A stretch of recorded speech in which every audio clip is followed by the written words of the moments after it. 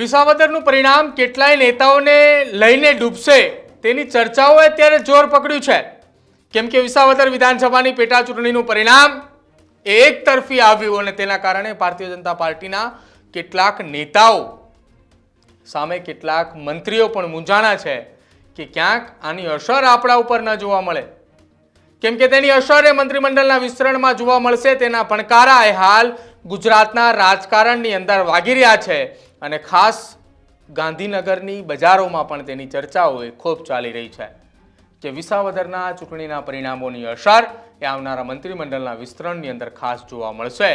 કેટલાકના પત્તા કપાશે તો કેટલાકની એન્ટ્રી થતા થતા રહી પણ જાય તો કદાચ નવાય નહીં.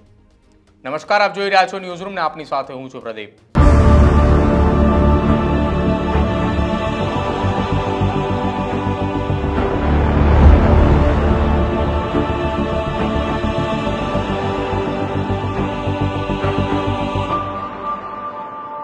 ગુજરાતની અંદર વિધાનસભાની પેટા ચૂંટણીના પરિણામોએ સૌ કોઈને ચોંકાવ્યા છે.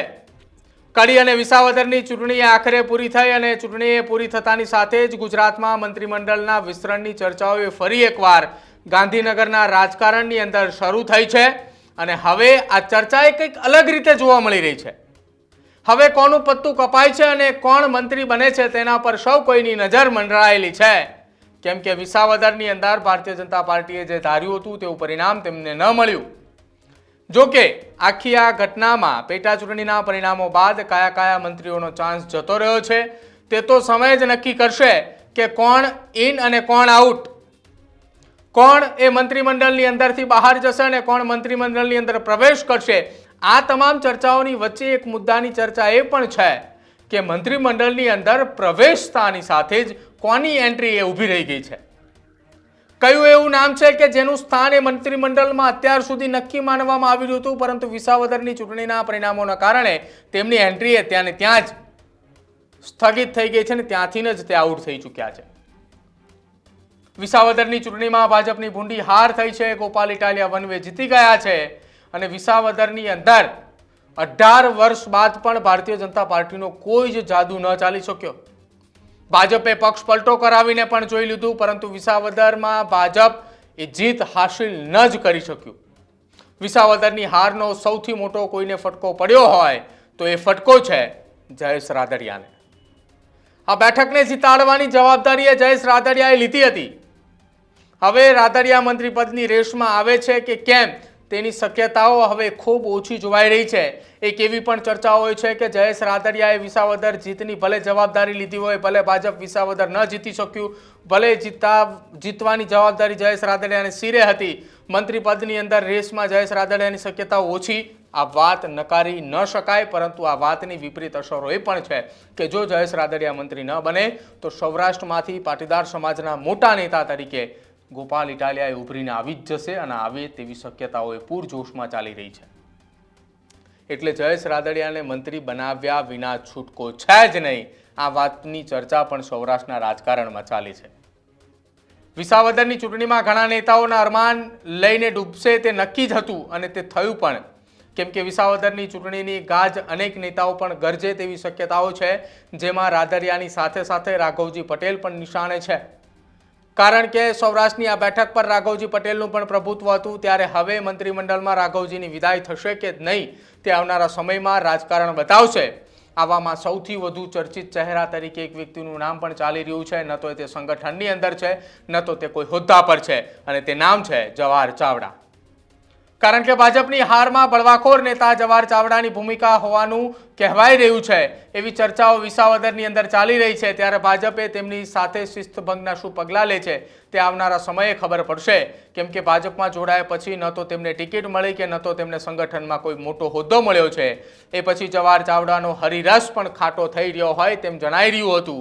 જો કે અગાઉ કિરીટ પટેલના ભ્રષ્ટાચાર સામે તેમની પત્રિકા યુદ્ધ પણ તેમને છેડી હતી અને આ તમામની વચ્ચે ભાજપ હાઈકમાન્ડે કિરીટ પટેલ સામે કોઈ કાર્યવાહી ન કરી.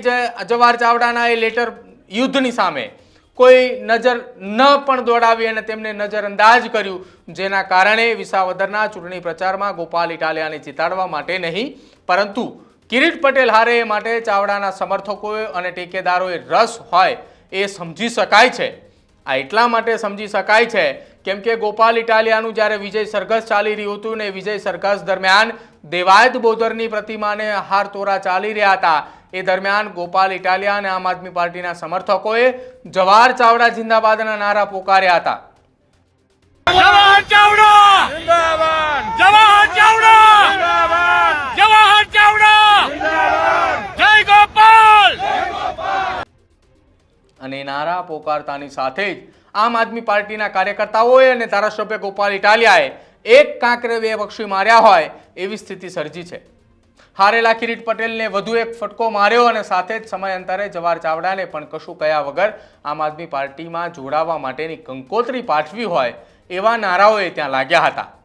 ત્યારે હવે જોવાનું રહેશે કે આ આખી ઘટના બાદ જવાહર ચાવડા પર સૌ કોઈની નજર છે. તેઓ શું કંઈ કરશે? શું ફરી એક વખત પક્ષ પલટાની રાહે જશે કે પછી જવાહર ચાવડા ભારતીય જનતા પાર્ટીમાં રહેશે અને ભાજપ આ હારની જવાબદારી, આ હારની અંદર શિસ્તભંગના પગલાંને બદલે જવાહર ચાવડાને કોઈ જવાબદારી સોંપે છે કે આવનારા સમયમાં વિસાવદરની જવાબદારી જવાહર ચાવડાના સિરે કે વિસાવદર તેઓ જીતીને બતાવે.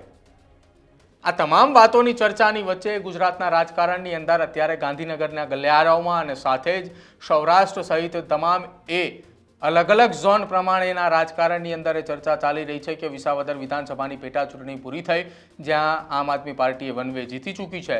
તો હવે ગુજરાતના મંત્રીમંડળનું શું? સૌરાષ્ટ્ર કબજે કરવું એ ભારતીય જનતા પાર્ટી માટે ખૂબ જરૂરી છે અને સૌરાષ્ટ્રમાંથી ગોપાલ ઇટાલિયાની જીત થતાં હવે આમ આદમી પાર્ટી પણ સૌરાષ્ટ્રની અંદર ડેરો જમાવશે.